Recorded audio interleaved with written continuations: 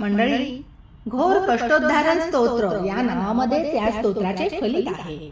घोर कष्ट आणि उद्धार अशी याची फोड होते. मनुष्य जन्म हाच मुळी पाप आणि पुण्य यांच्या संमिश्रणातून साकार होतो.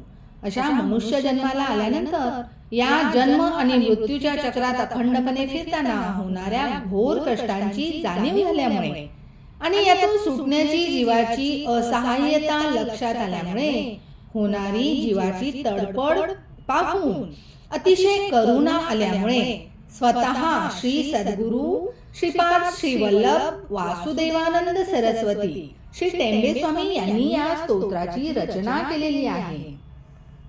श्री गुरुमुखातून मिळालेल्या या स्तोत्राच्या पठनाने सद्धर्माविषयी प्रेम, सद्बुद्धी, भक्ती, सत्संगती यांची प्राप्ती होते.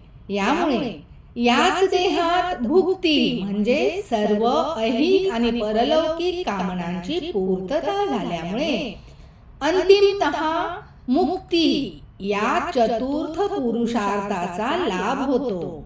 म्हणजेच धर्म, अर्थ, काम आणि मोक्ष या 4 पुरुषार्थांची पूर्तता होऊन भाव, आसक्ती, अखिलानंद मूर्ते श्री दत्तात्रेय आनंद स्वरूपाची म्हणजेच भक्ती या पंचम पुरुषार्थाची निश्चितपणे प्राप्ती होते.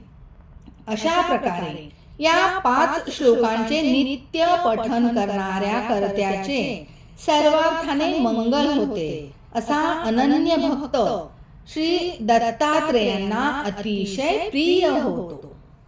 धन्यवाद.